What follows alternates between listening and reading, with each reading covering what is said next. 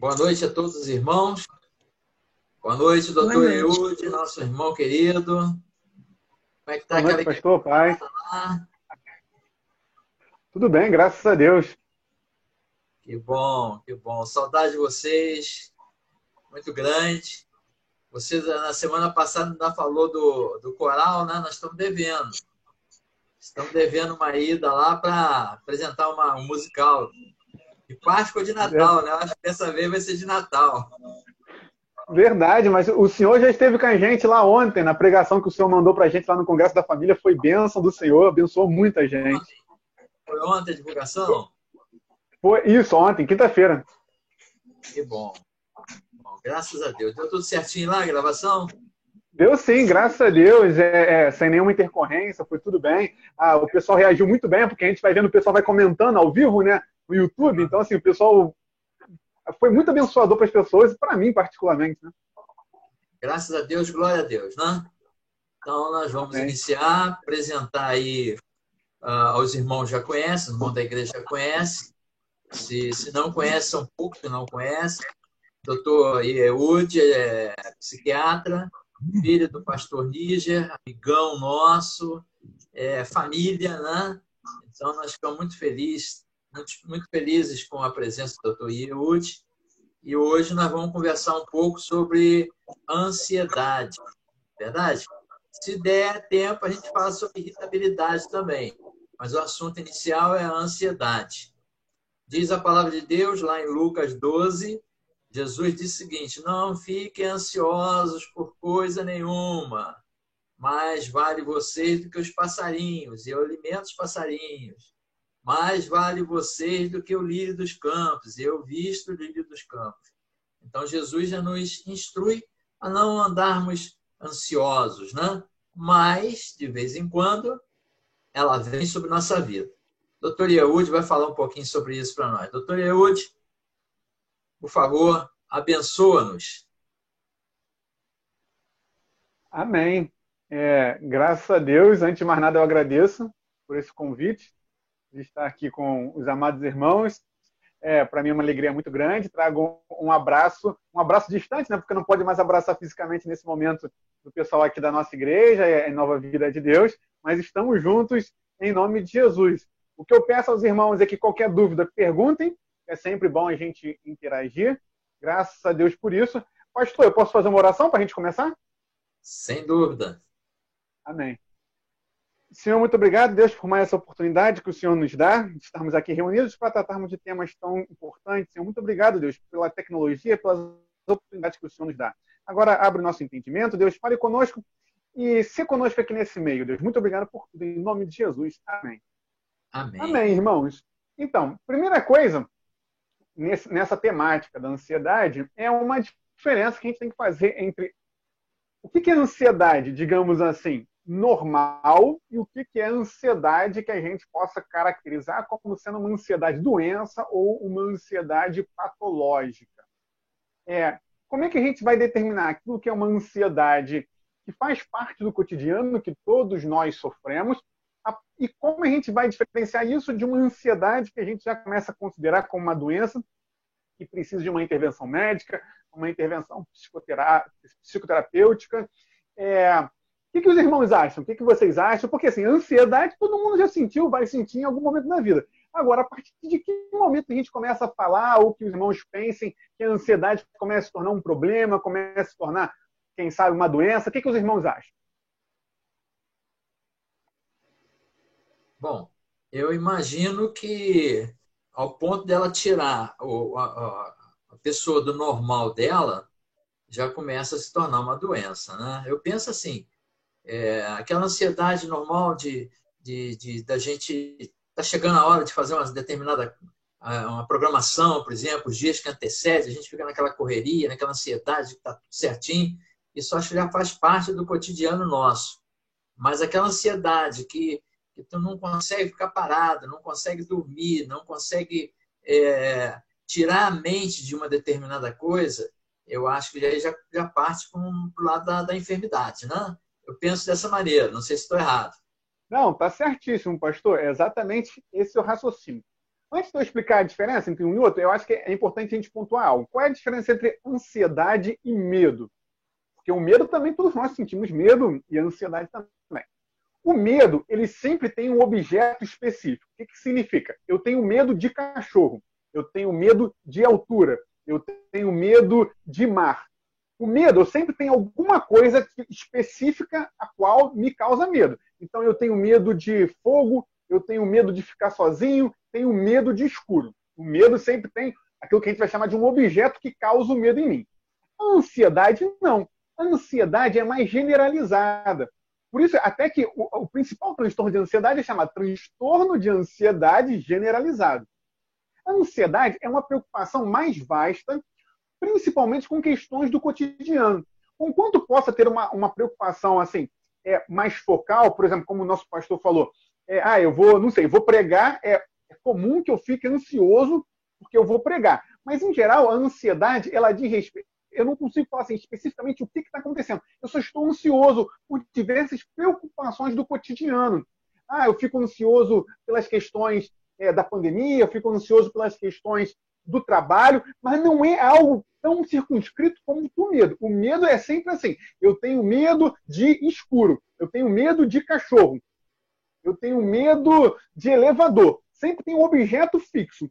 A ansiedade não. A ansiedade é sempre algo mais geral. Fez sentido, irmãos? Deu para entender? Amém. Bem, acho que sim. Amém. Se não der para entender, por favor...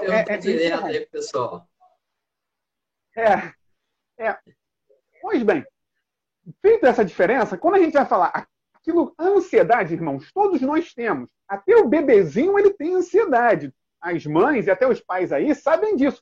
A mãe, quando se afasta do bebê, o bebê fica ansioso. Ou então, quando o bebê está sendo amamentado, a mãe tira o peito da boca do bebê, o bebê fica ansioso. Então, assim, a ansiedade é algo que existe na gente.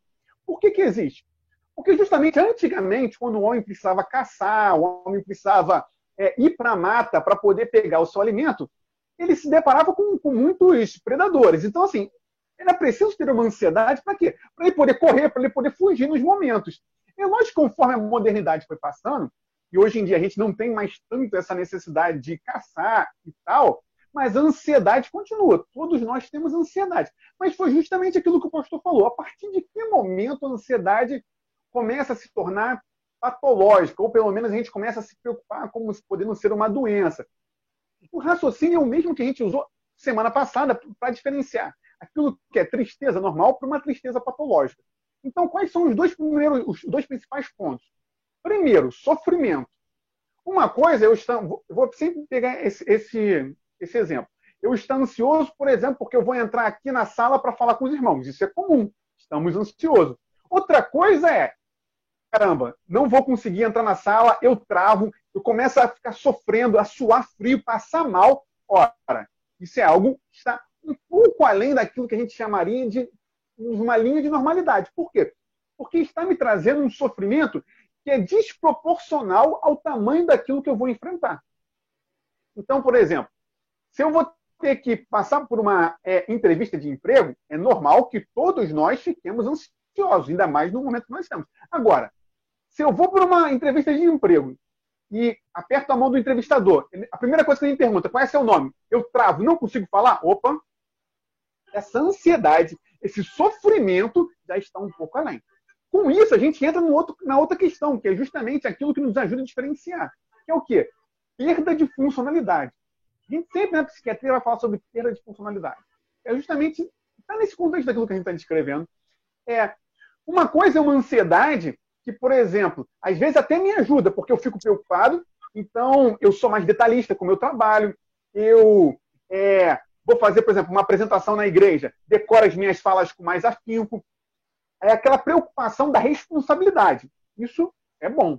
Agora, a partir do momento que a ansiedade está tirando a minha funcionalidade, o que significa perda de funcionalidade? Que eu já não consigo fazer as coisas do meu cotidiano. Eu perco a minha função cotidiana. Então, por exemplo, não consigo mais trabalhar, não consigo mais sair de casa, não consigo mais ficar sozinho, não consigo ficar em ambiente fechado, não consigo pegar transporte público, não consigo ficar em locais que tenham muita gente. A partir daí, do momento em que começa a interferir diretamente na minha vida cotidiana, me impedir de fazer as coisas que eu fazia antes, não consigo mais dormir, não consigo mais me concentrar para ler a Bíblia, começa a interferir na minha memória, a partir desse momento, aí sim começa a acender a luz vermelha para possivelmente ter risco, ser possível de ser uma doença ou de, pelo menos, necessitar de uma intervenção médica ou do psicólogo. Deu para entender, irmãos, a diferença? Então, o que seria uma ansiedade normal para uma ansiedade que a gente começa a considerar como patológica? Sim. Amém. Então, só para a gente resumir o que eu acabei de falar, ansiedade, todos nós temos a ansiedade patológica a partir do momento que me causa um grande sofrimento e me traz problemas nas minhas atividades do cotidiano, nas minhas atividades diárias, começa a interferir diretamente. A partir daí, irmãos, o que caracteriza a ansiedade? A gente sempre faz um paralelo entre ansiedade e depressão, que são coisas diferentes, mas às vezes caminham juntas e são as doenças mais comuns, né, da psiquiatria. A depressão, ela é muito interna, é algo que eu sinto por dentro, uma tristeza. A ansiedade também, mas a ansiedade ela tem outra característica. A ansiedade é muito física. Então eu sinto ansiedade no meu corpo. O que eu quero dizer com isso? Coisas muito comuns. Fico tremendo, a mão fica tremendo, coração dispara, falta de ar, suor.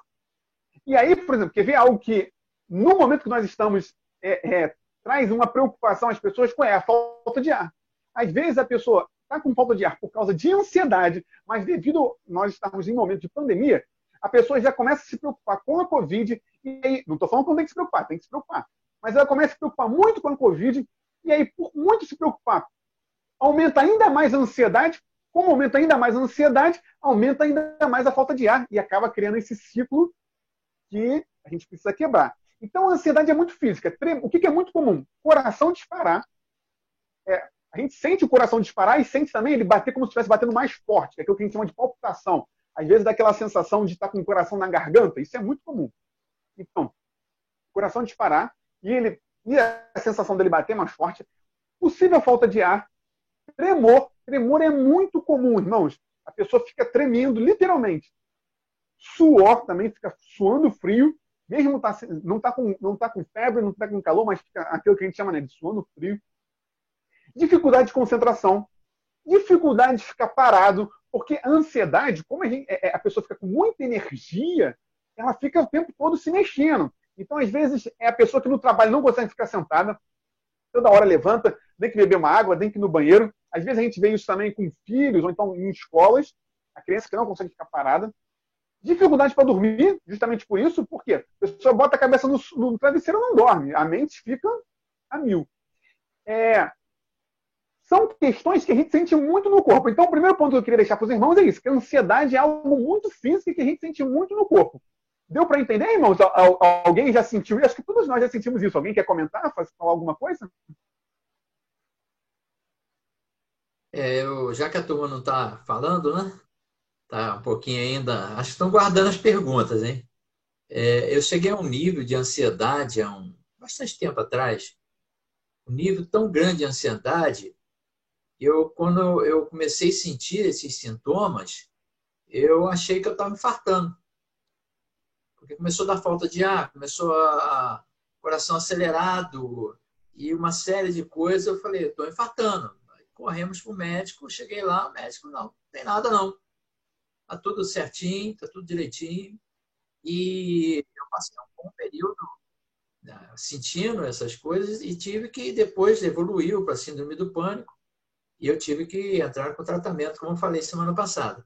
Mas os sintomas, parece que a gente vai ter um infarto mesmo, né?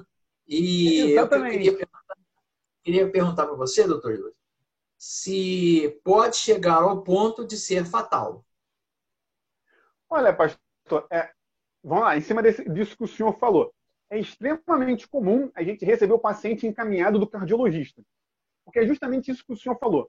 A pessoa tem certeza que está infartando, vai bater na emergência, e aí vai fazer todos os procedimentos, né? Vai rodar eletro, vai ver enzimas cardíacas, vai ver que não tem nada de infarto, e vai fazer o quê?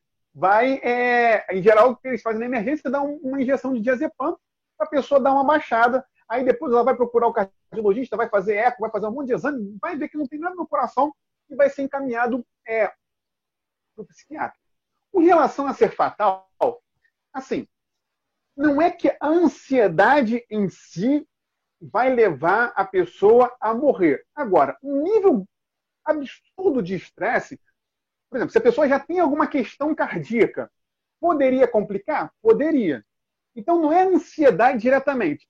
A pessoa já tem alguma coisa e a ansiedade poderia complicar essa coisa que a pessoa tem. Um exemplo, acho que muito claro, é, por exemplo, asma. A crise asmática pode ser deflagrada por uma crise de ansiedade. E crise de asma, as pessoas que têm asma sabem disso. Se você não fizer os procedimentos na hora, não usar a bombinha, pode ser grave e a pessoa pode ir a óbito por falta de ar. A pessoa fica sem respirar. Então, assim, não é que a ansiedade direta... Isso não é que a ansiedade diretamente leve a pessoa, possa levar a pessoa a óbito. Agora, a pessoa que já tem, por exemplo, asma, ou mesmo algum problema cardíaco um pouco mais grave, ou que tem uma hipertensão muito grave, porque a ansiedade, crise de ansiedade também faz pico de hipertensão, pode descontrolar a hipertensão. Então, por exemplo, a pessoa que é hipertensa não toma os remédios. Entra em crise de ansiedade, a pressão vai a 22. Ora, uma pressão que chega a 22 pode causar um AVC, que é o derrame. Pode causar um infarto. Então, por que eu estou falando isso? A ansiedade ela pode ser algo que vai agravar uma condição que a pessoa já tem anteriormente, e aí essa condição agravada pode levar ao óbito. Agora, a ansiedade pura e simplesmente dificilmente vai fazer a pessoa ir a óbito. Respondi a pergunta, pastor? Sem dúvida, sem dúvida. A sensação que eu senti era que ia morrer. A sensação é essa. E o caminho foi psiquiatra.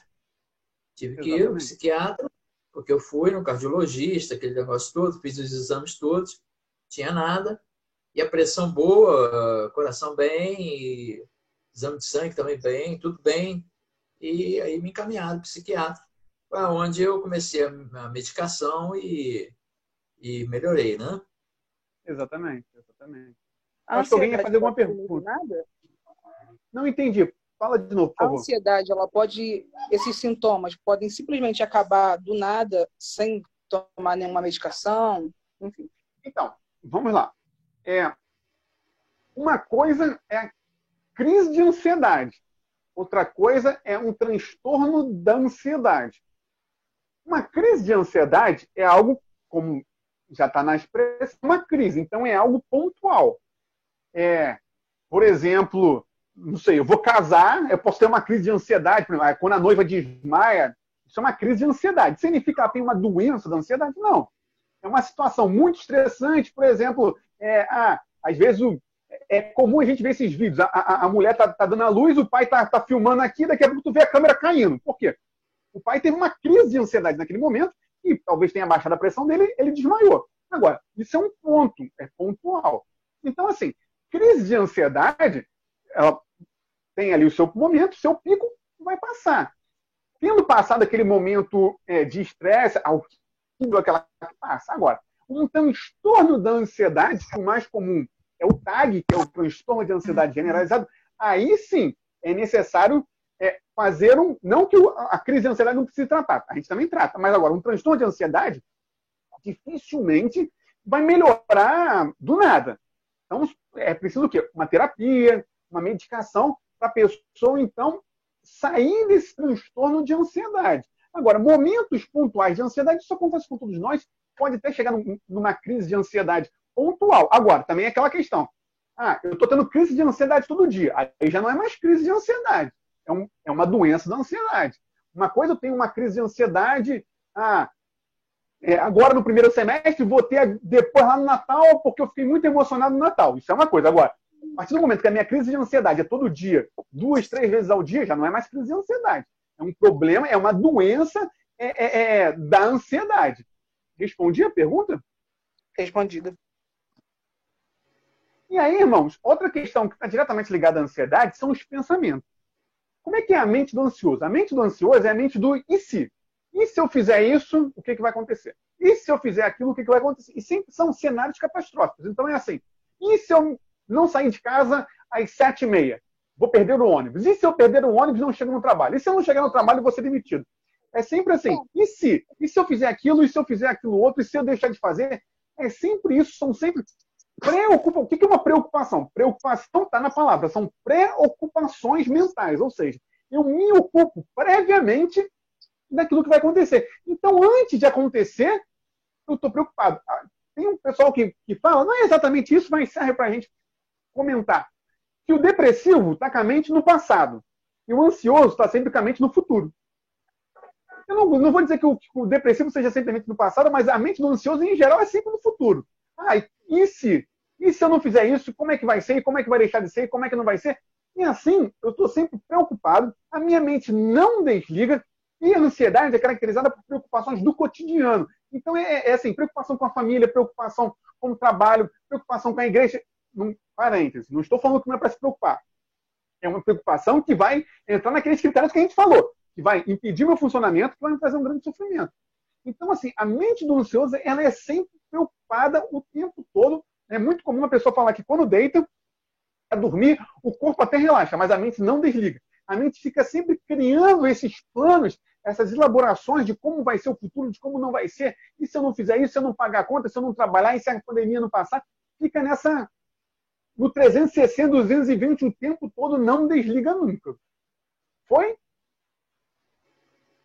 Foi. Quem perguntou? Tem sentido? Eu acho que alguém falou alguma coisa. Tu que perguntou, Lu?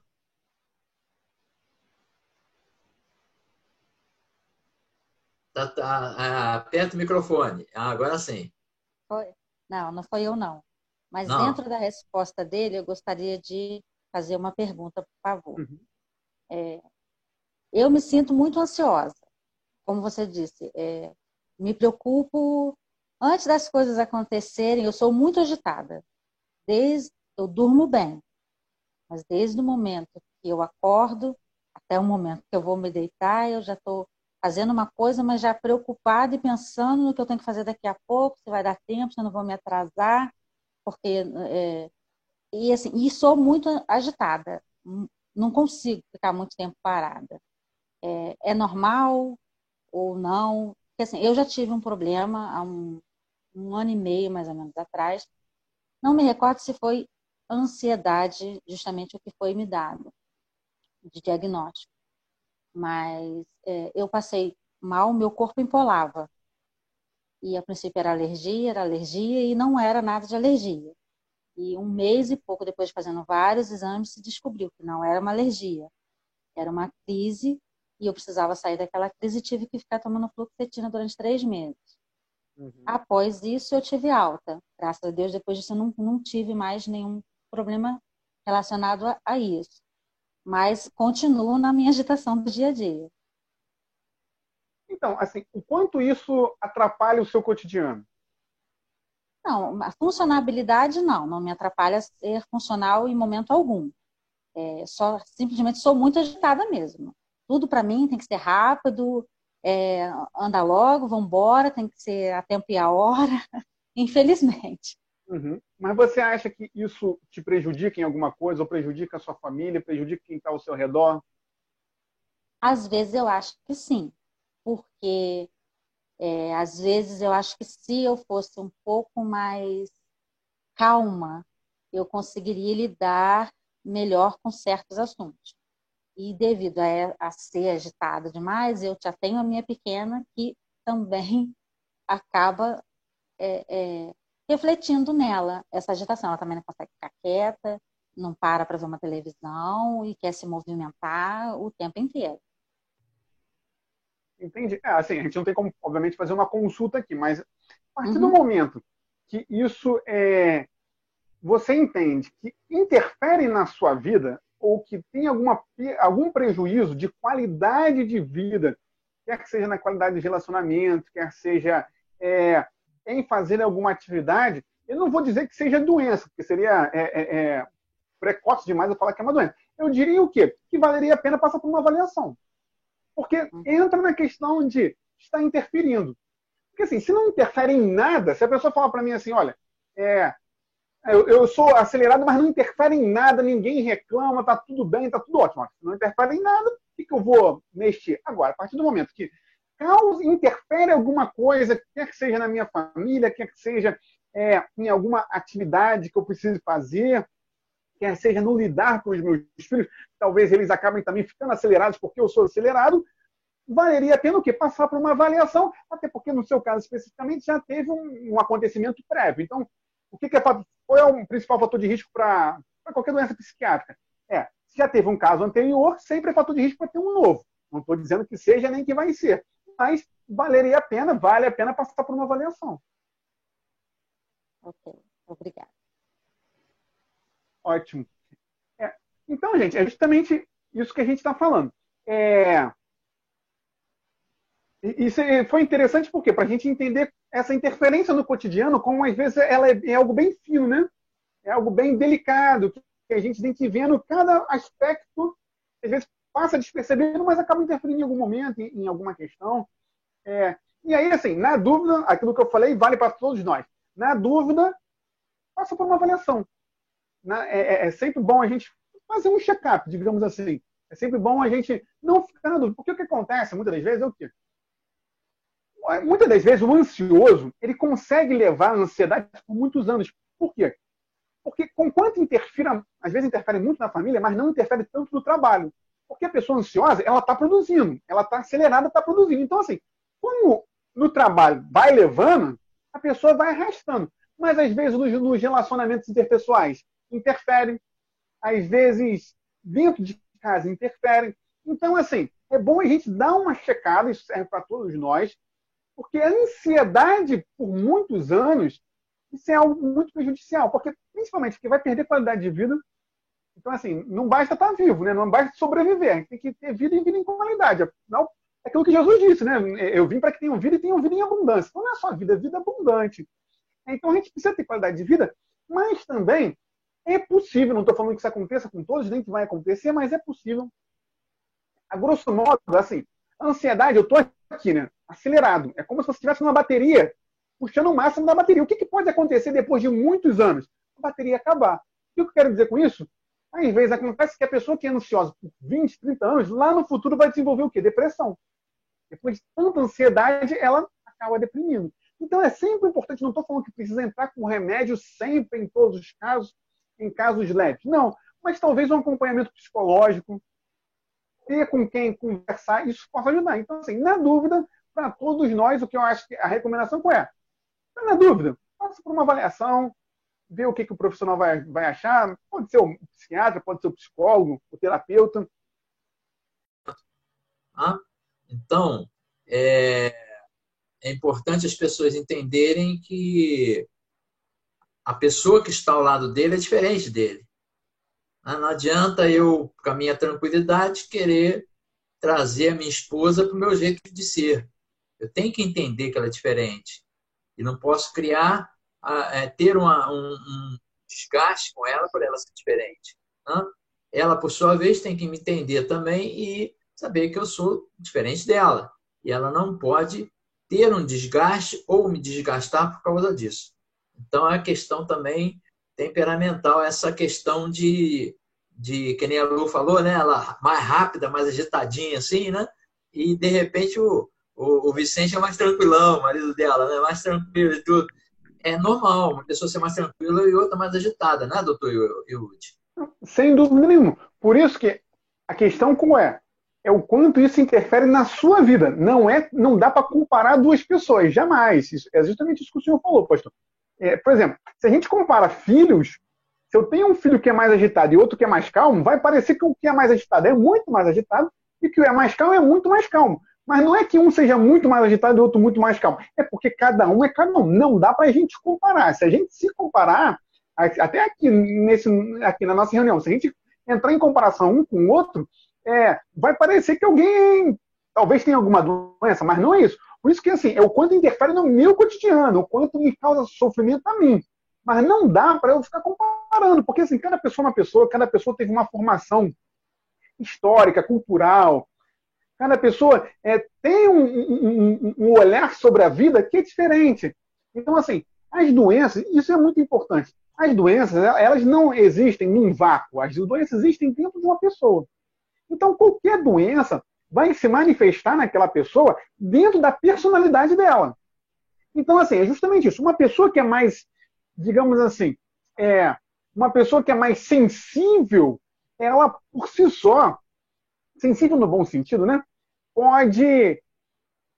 cortou o dedo, já está sentindo uma dor muito grande. Significa que ela é fraca, significa que qualquer coisa, não. Só que aquela é a personalidade da pessoa. Um corte pequeno já é algo que demande muito dela. Outras pessoas não, vão quebrar o braço, vão continuar trabalhando como se nada tivesse acontecido, no final do dia que vão procurar um médico. Isso significa que aquela que quebrou o braço é mais forte que aquela que cortou o dedo? Não. Isso significa que cada pessoa é uma pessoa, cada pessoa tem uma personalidade, e cada doença vai se manifestar dentro da personalidade da pessoa. Então, assim, isso é muito bom porque, por exemplo, às vezes a gente fala assim, não, a pessoa não está o meu vizinho não está sofrendo tanto, porque se fosse eu já passei por coisa muito mais difícil que ele. Ok, a gente não está negando que talvez um já tenha passado por coisa muito mais difícil que o outro. O ponto não é esse. O ponto é que a gente não pode comparar uma pessoa com a outra. Porque cada pessoa é uma pessoa, cada pessoa tem as suas próprias características e a doença, qualquer que seja, desde uma febre até a ansiedade, vai se manifestar dentro de uma forma que aquela pessoa é. Então tem que ter muito cuidado, justamente isso. Senão o esposo e a esposa entram em conflito porque cada um tem um jeito. O ideal é que tentar chegar numa harmonia. Não comparar filhos, nunca, porque cada filho é um filho. E entender que cada pessoa é uma pessoa, cada pessoa reage de uma forma, uma mesma situação. Pessoas diferentes podem reagir de forma diferente. Um exemplo muito claro é, por exemplo, essa questão de apresentação. Né? A pessoa vai fazer um trabalho de grupo, ele tem que falar na frente da turma. Tem gente que começa a chorar, de nervoso. Tem gente que começa a rir. São os opostos. Uma fica rindo de nervoso, outra fica chorando de nervoso. Qual que está certo, qual que está errado? Nenhum dos dois. A questão é que cada pessoa é uma pessoa, justamente por cada pessoa ser uma pessoa, mesmo o estímulo sendo igual para as duas, cada uma delas vai reagir das formas as quais elas são. Fez sentido, gente? Sem dúvida, sem dúvida. Alguma outra pergunta, irmãos?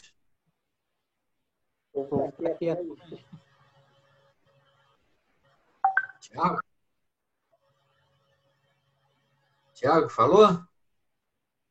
Eu disse que o povo está quieto hoje. O povo está quieto. Não tem problema, a gente vai seguindo. O que eu acho que é importante agora falar é sobre tratamento.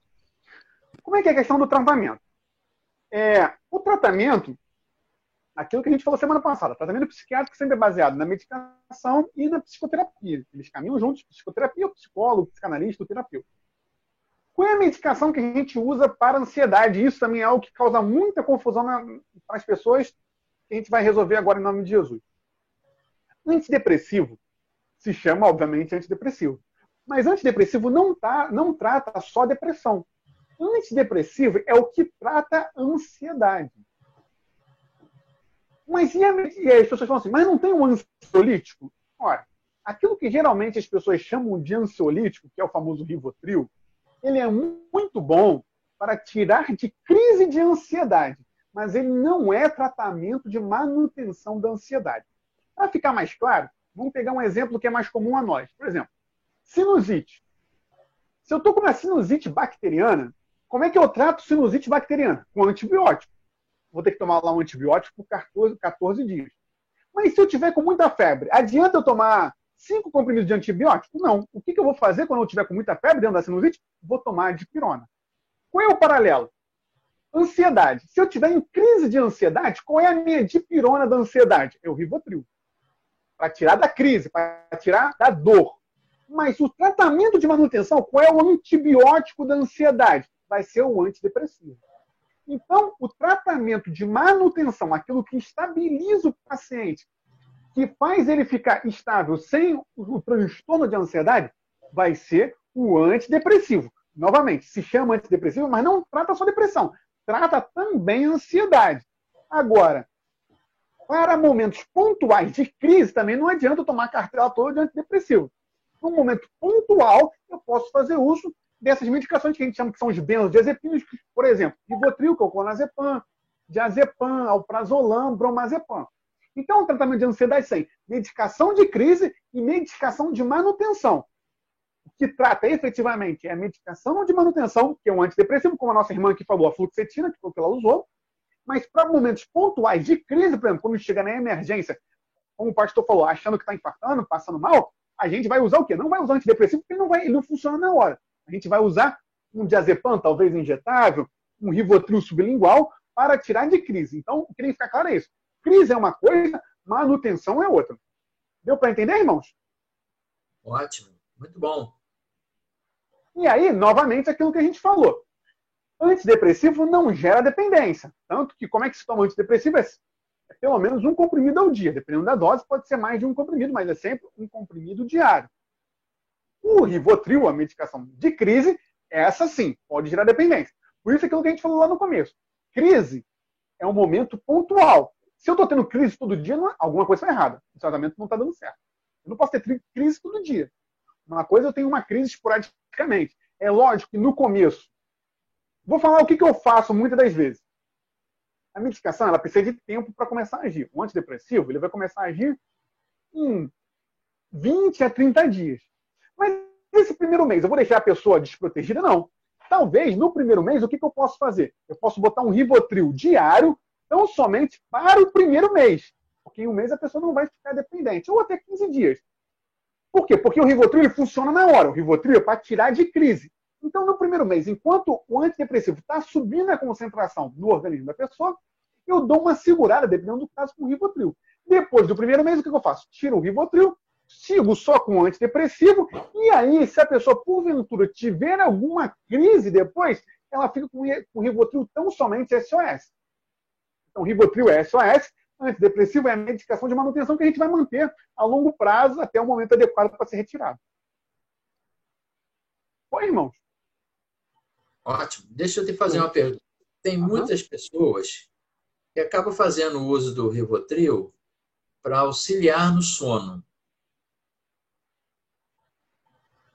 Isso é, assim, é completamente errado. O que acontece? O Rivotril, ele causa sono? Causa sono.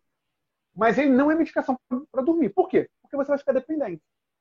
Uma das principais causas de dependência do Rivotril, e quando eu falo Rivotril, entenda todos esses remédios. O Rivotril, que é o clonazepam, mas o alprazolam, bromazepam, diazepam, lorazepam, que todos dessa classe.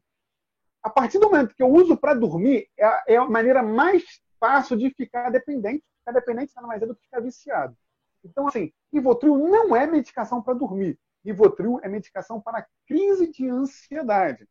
Ele causa sono? Até causa, mas a gente tem que entender. O que é dependência? O nosso tema não é dependência química, mas vale a pena comentar aqui. Dependência, por que a gente fala de dependência? Porque ele tem tolerância e abstinência. O que significa isso? Tolerância significa que hoje eu tomo 2 miligramas de Rivotril, durmo, fico bem. Daqui a um mês eu preciso tomar quanto? 3 miligramas. Daqui outro mês depois, o quê? 4. Por quê? É isso. Tolerância. O meu corpo vai ficando tolerante àquela medicação, então a base que funcionava aqui não funciona mais lá. Então qual é o problema? A pessoa começa a tomar Rivotril para dormir. Primeiro mês, legal. Segundo, legal. Terceiro, começa a ficar mais ou menos. O que ela faz no quarto? Aumenta. Daqui a um ano, ela está tomando uma cartela por dia. O que causou o quê? Tolerância. Antidepressivo não causa isso. Não existe esse negócio de perder efeito do antidepressivo. Não, antidepressivo, se você ficou bem com 20 miligramas de fluoxetina, pode tomar um ano, que vai ficar bem. Agora, Rivotril, se tomar um ano, se você começou hoje com 2 miligramas, daqui a um ano, 2 miligramas já não faz efeito nenhum para você. Por quê? Porque tem algo chamado tolerância.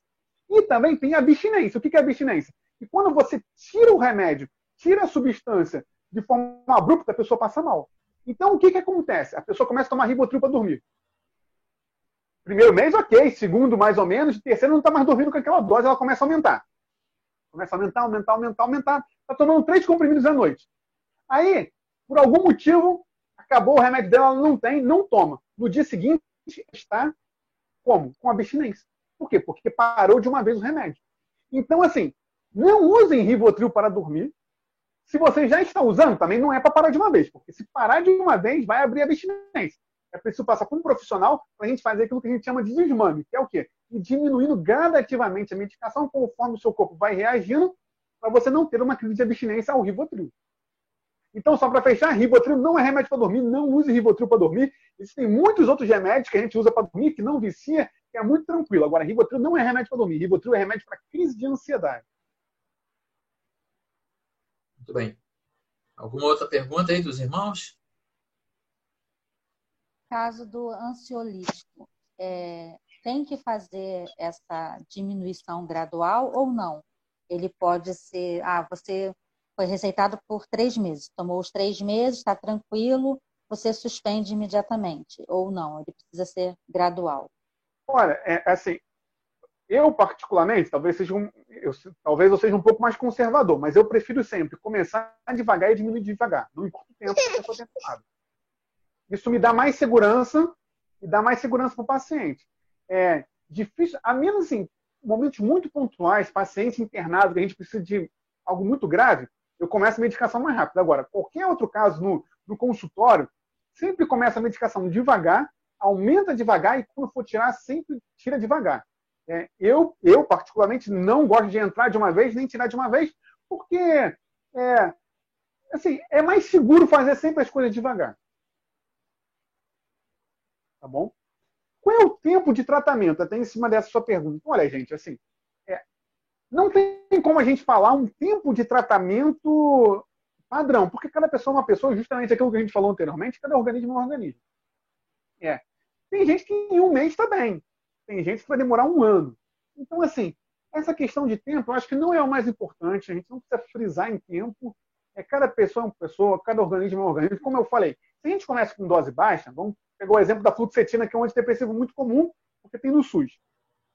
Eu vou começar com 20 miligramas, que é um comprimido. Se você só responde com 60, só quando eu chegar na dose de 60 que você vai começar a responder. Então, assim, vai requerer mais tempo. Mas por quê? Porque cada pessoa é uma pessoa, cada organismo é um organismo. Aquilo que funciona com um nem sempre funciona com o outro. Então, assim, um conselho que eu dou não fiquem muito focados na questão de tempo, porque tempo a gente não tem como muito dar tempo, quantificar, falar quanto tempo vai demorar o tratamento, quanto tempo não vai demorar. Cada pessoa é uma pessoa, é isso, a gente começa devagar, depois vai tirando devagar, vai tateando, vai fazendo aquilo que a gente chama de desmame, para ver como é que o organismo da pessoa vai reagir. E dependendo de como a pessoa vai reagir, a gente vai tirando, talvez a gente tenha que esperar um pouco mais, às vezes tem que voltar para a dose que estava antes, por quê? Porque cada pessoa é uma pessoa. Então, assim, a gente não consegue focar muito em tempo. Tá bom, irmão? Alguém quer fazer alguma pergunta? Alguma coisa que a gente não tenha comentado, que os irmãos julguem ser importante? Qualquer dúvida?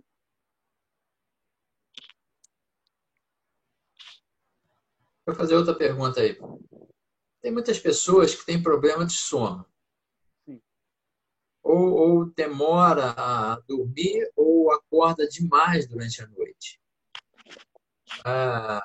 Esse problema de sono pode estar sendo gerado por ansiedade, por uma questão dessa.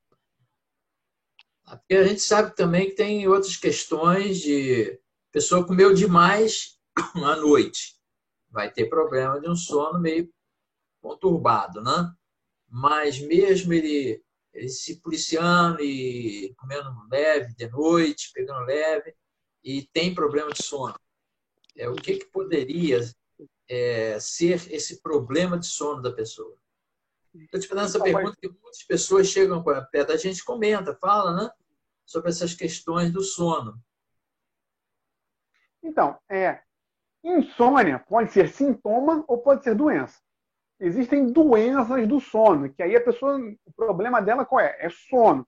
Tanto que hoje em dia até já tem uma especialização médica que é medicina do sono.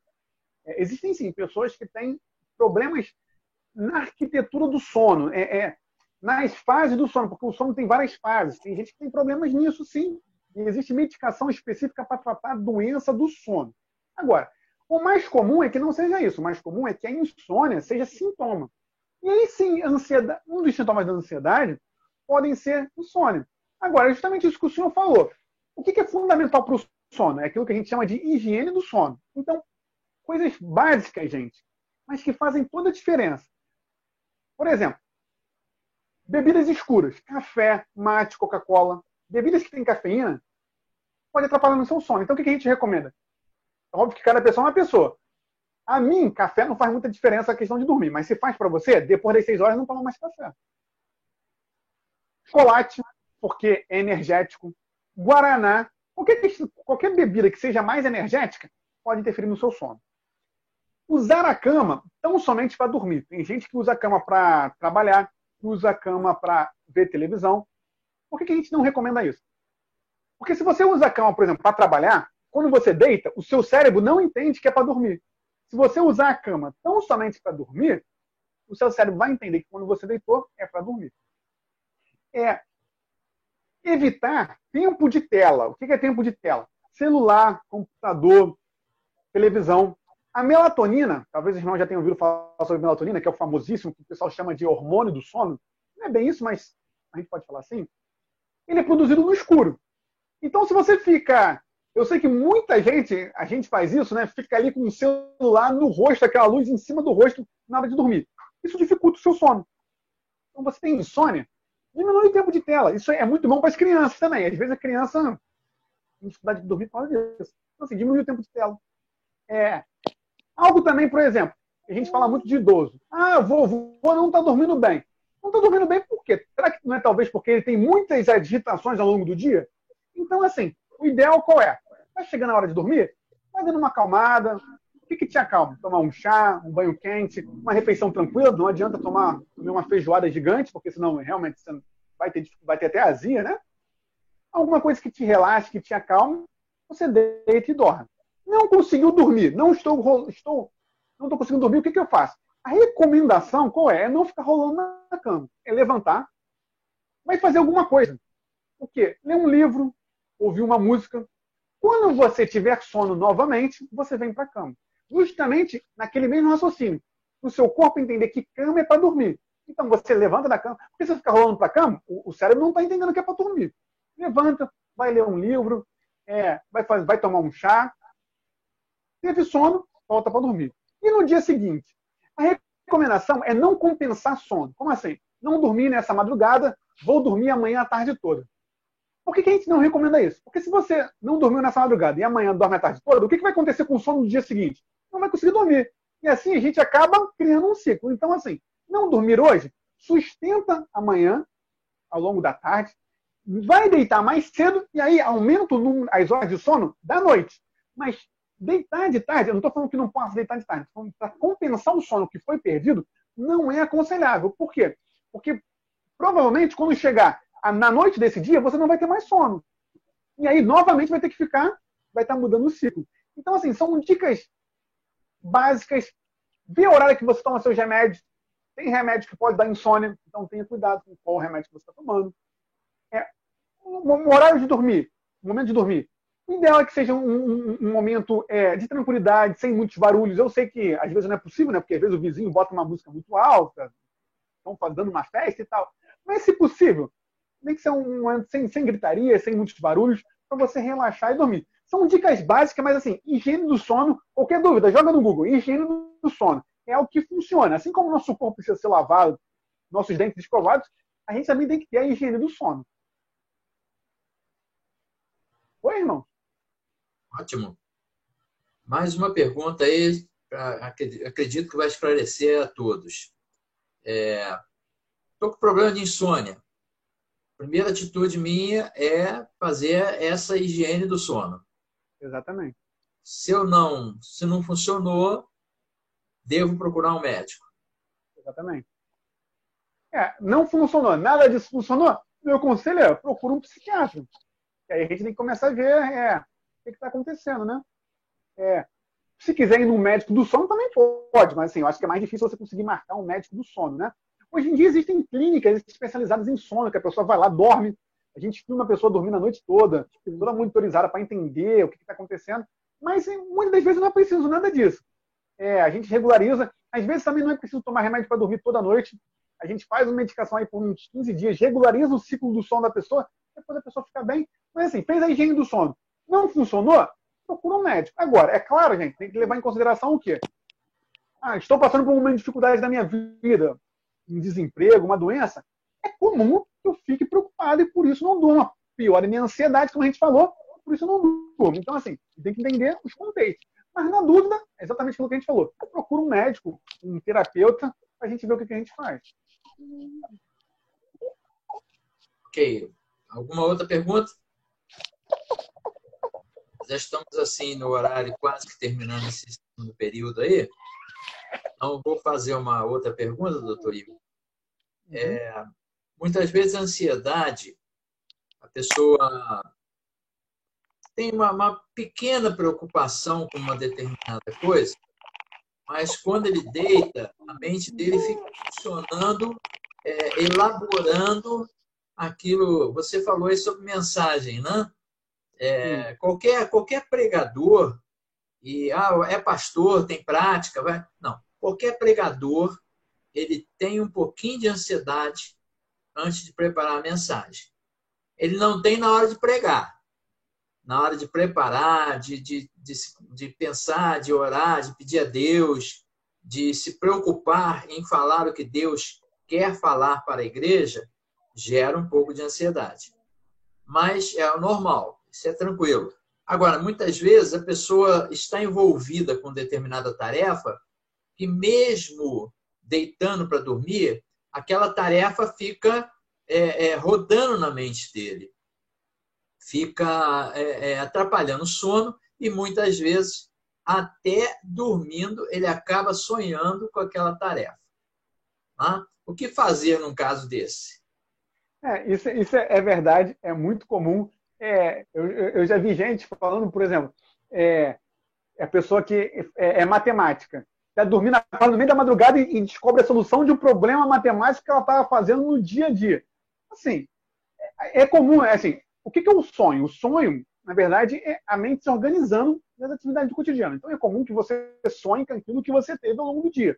Então, muitas vezes a gente não lembra dos sonhos, mas todo mundo sonha, tá? Todo mundo sonha. Existe uma... Como é que o sono, rapidamente, como é que o sono funciona? Existe uma parte que a mente desliga para recuperar a mente, e essa parte do seu corpo está ligado. Então, assim, é o momento que a gente está se mexendo na cama. Outra parte, o corpo desliga para o corpo se recuperar e a mente está ligada. Nesse momento que a mente está ligada, é o momento que a gente está sonhando. Então, na verdade, assim, a gente tem, em média, uns 30 sonhos por noite, porque é isso. Fica intercalando o momento de atividade da mente e o momento de atividade do corpo. E assim vai a noite toda. Esse é mais ou menos o ciclo. Mas muitas vezes isso acontece. Então, assim, o que é importante fazer? Primeira coisa é ir deitar quando tiver com sono. Esse negócio, eu sei, quer ver algo que é muito preocupante? É assim, amanhã eu tenho uma prova, muito preocupante para a pessoa, né? A pessoa fica muito preocupada. Amanhã eu tenho uma prova, eu sei que eu tenho que dormir cedo. Eu vou deitar na cama 8 da manhã. Eu fico pensando o quê? Eu tenho que dormir, eu tenho que dormir, eu tenho que dormir. Eu durmo? Não, pior ainda. Então, assim, dormir é quando eu tiver sono. Eu sei que o pessoal que trabalha com plantão, que tem um horário muito rígido, tem que dormir naquela hora, mas às vezes não adianta ficar na cama forçando. Vai deitar quando você estiver com sono. Com relação às preocupações, o que é fundamental? Assim como a gente fala de higiene do sono, é a higiene da mente como um todo. Então, todos nós precisamos, isso serve para qualquer pessoa, precisamos de um hobby, alguma atividade de prazer e lazer na qual eu vou desabafar. Mesmo que não seja desabafo falando diretamente, eu tenho que pegar uma mensagem amanhã. Mas não, eu, por exemplo, não sei, o que você gosta? Gosto de ver uma série, um filme com meus filhos, com a minha esposa. Nesse momento, isso é um desabafo. Eu gosto de, não sei, ler um bom livro. Isso é um desabafo. Eu gosto de montar quebra-cabeça. Isso é um desabafo. Então, todos nós precisamos ter um hobby, um mecanismo de desabafo, de pôr para fora. Não dá, a gente não... Assim, sabe panela de pressão? Que se parar de sair a fumaça em cima, explode? Nós somos assim. Se parar de sair a fumacinha, a gente vai explodir. E como é que sai a fumacinha? É um desabafo. Então, assim, algo que é muito bom é a terapia. Porque a terapia, eu vou falar diretamente do meu problema, da minha questão, da minha preocupação. Agora, eu não tenho uma terapia, não tenho um terapeuta. O que eu preciso ter? Higiene mental. Como? Todos nós precisamos de uma atividade prazerosa, de um hobby. Qual é o seu hobby? Não sei. Mas eu não tenho hobby. Todos nós temos. Descobre, não sei, tocar um instrumento, costurar, escrever, ler, desenhar, pintar, cozinhar. Não sei, assim, brincar com os filhos, fazer flexão no chão. Não sei, alguma coisa que você descubra que você goste. Cantar no chuveiro, canta, passa uma hora cantando no chuveiro. O que você gosta. Mas é necessário haver um mecanismo de desabafo. Porque senão a mente não aguenta. A mente...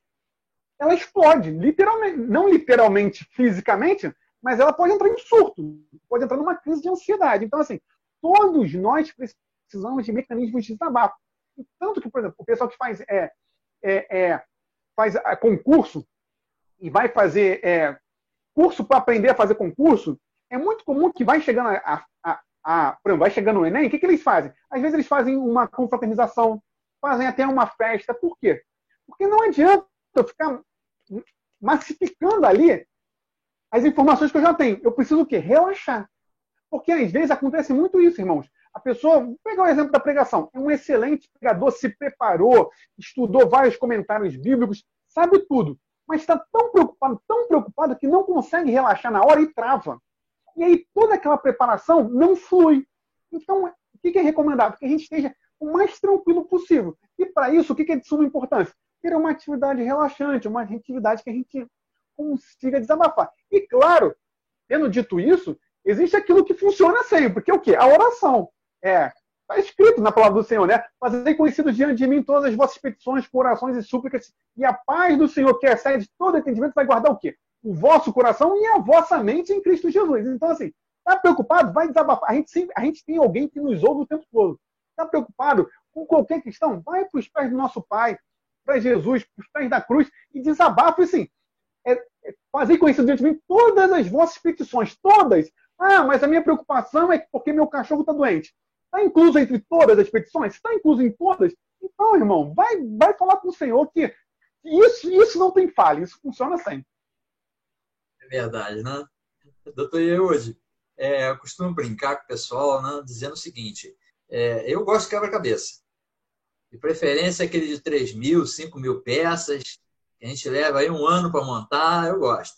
Agora, quem é mais agitado um pouco, sanguíneo, colérico ali, não consegue. Não dá para ficar quieto fazendo quebra-cabeça.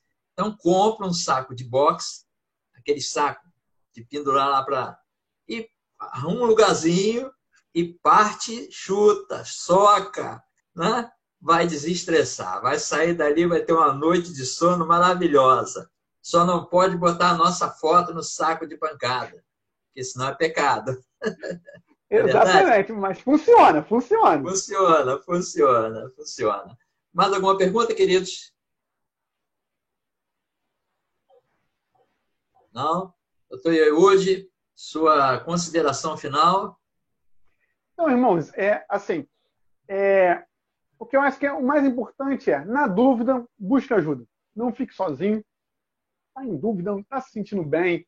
Nesse momento de pandemia, está preocupado, está mais ansioso com relação a como é que vai ser a família, vão ser as finanças, como é que vai ser a saúde. Busca ajuda. Tem agora, tanto o Ministério da Saúde como a Secretaria Estadual de Saúde do Rio de Janeiro estão disponibilizando números gratuitos de psicólogos. Vocês podem ligar, podem se consultar, podem conversar.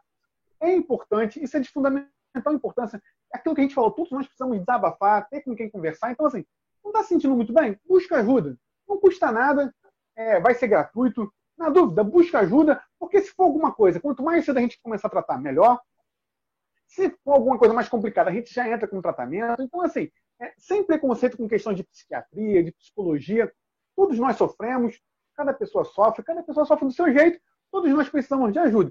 E, claro, aquilo que a gente falou, o mais fundamental, todos os momentos, principalmente momentos como esse que nós estamos, é momento de nós nos aproximarmos do Senhor, estarmos juntos dele, estamos renovando a nossa fé, estamos juntos com Deus, porque Ele está conosco, vai passar, as coisas vão melhorar. Agora, Deus e medicina não se excluem, muito pelo contrário, foi Deus que deu a medicina. Então, a gente caminha as coisas juntas e o que precisarem, estamos aqui. Amém, que bom. Nós ainda temos 2 assuntos aí muito importantes que eu gostaria de tratar dentro da possibilidade do Dr. Eude, que é a irritabilidade e síndrome do pânico. Né? Eu gostaria de tratar desses 2 assuntos. Dr. Eude, nós podemos contar uma outra oportunidade com você aí para esse esclarecimento? Pode sim, pastor. Estamos aqui, o que precisar. Para mim é um privilégio muito grande estar aqui com os irmãos, um prazer. Essa próxima sexta, o irmão tem possibilidade ou não? Pode ser a sexta, esse mesmo horário, não tem problema nenhum. A gente dá continuidade, não? Sim. Que bom. Quero agradecê-lo. Transmita lá o meu agradecimento também à igreja, lá, pastor Níger. Fala da nossa saudade lá que estamos tendo aí, né? Queremos vê-lo. Temos aí programado com o pastor Níger em julho, na associação, no aniversário da associação, eleição. Isso tudo nós vamos ter aí. Se até lá tudo já estiver direitinho, teremos o pastor Níger conosco. Então, na próxima sexta-feira mesmo, doutor Eudes? Pode ser, sem problema nenhum. Esse horário de 7 horas, nós vamos estar falando sobre irritabilidade. Boa. Agradecer também aos irmãos que participaram e também dizer que nós estaremos colocando no YouTube essa palestra, esse bate-papo, e acredito que vai abençoar muita gente. Deus abençoe a todos. Vamos orar agora. Pastor, antes de a gente O doutor Yudi falou, oração. Oração deve ocupar uma boa parte da vida do cristão. E não precisa ser aquela oração longa, que fica repetindo palavras. Não. Vive em oração. Converse com Deus. Deus te chama de filho e você pode chamá-lo de pai. De vez em quando o filho senta perto do pai e bate um papo longo. Né? Mas no dia a dia, pai, tudo bem? Preciso de alguma coisa? Pai, eu estou precisando disso. Me empresta o carro, me dá uma mesada aí, pai. Tá? Pai, eu estou meio preocupado com isso, você pode me ajudar? Deus é nosso pai. Nós podemos conversar com ele e falar até da nossa preocupação com o cachorrinho. Não é verdade? Tudo nós devemos falar com o nosso Deus. Então, ore sempre. Agradeça a Deus que Ele é teu Pai e está junto com você. E esteja sempre pronto a conversar com Deus. Se preciso for, procurar um médico, procurar ajuda. Se preciso for, procurar o gabinete pastoral para bater um papo. Estamos à disposição, estamos prontos a estar junto com os irmãos. É uma alegria para nós poder servir, não é, doutor Eudes? Com certeza, é a nossa vida, é ministério. Ministério é vida, então, com certeza. Isso aí. Agradecer também ao Tiago, que está aí na parte técnica, né, que faz essas coisas aí acontecerem. Obrigado, Tiago. E vamos cada vez mais avançando, procurando melhorar cada vez mais. Vamos falar com o Papai do Céu? Pastor, antes de chorar, só vamos pedir o pessoal para ativar a câmera só para a gente poder tirar foto. Sim, todos ativando a câmera aí. Tem que tirar aquela foto, de preferência o sorriso, né? Vamos esperar o pessoal acabar de ativar.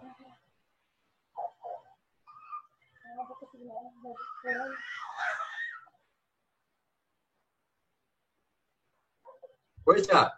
Vou tirar agora. Só um segundo. Aqui, a minha mesmo eu não ativei, né?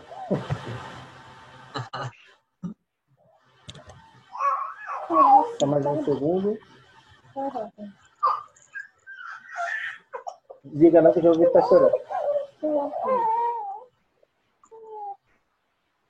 Oi, pastor. Tá bom. Então vamos orar. Deus, muito obrigado. Tu tem nos permitido esses momentos maravilhosos. Obrigado pela vida do doutor Yehud, nosso irmão, nosso amigo. Obrigado, Senhor, pela vida do pastor Níger, sua igreja. Obrigado, Senhor, pelos irmãos da nossa igreja reunida, alguns que não fazem parte da nossa igreja, são nossos irmãos, nossos amigos, que também participaram, outros que ainda participarão através do nosso canal no YouTube. Que cada um deles, Senhor, seja abençoados por Ti. Que as lições aprendidas hoje nós possamos colocar em prática, possamos, Senhor, orar buscando a Tua bênção, a Tua proteção, o Teu cuidado. Mas que possamos também estar prontos para procurar ajuda médica, ajuda pastoral, ajuda de psicólogo, para que possamos vencer tudo aquilo que nos traz tristeza, nos traz sofrimento. Nos prometeu vida abundante. E é essa vida que queremos em Tua presença. Oramos no nome de Jesus. Amém. Amém, queridos. Deus abençoe a todos. Amém. Tenha aí um final de semana abençoado, junto com a família, alguns nos seus afazeres, né? Doutor Yehud, que o Senhor esteja protegendo você lá os tratamentos com os seus pacientes. Tenho certeza que esse momento é um momento muito difícil, mas que o Senhor esteja com as suas mãos sobre vocês, sua equipe, seus amigos, todos os médicos, enfermeiros, todos os que estão lutando nesse momento difícil que estão passando. E como temos ouvido muito, vai passar. Vai passar. Se cuide.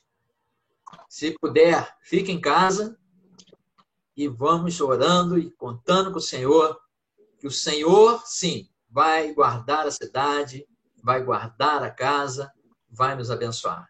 Que Deus abençoe a todos. Oramos aí, já falamos com o Pai, já ouvimos, já falamos uns com os outros, e que essa noite seja uma noite de bons sonhos e bom sono, reparador. Né? Se está sem sono, procure um hobby. Se está ruim de dormir, evite o Rivotril. Que Deus abençoe a todos.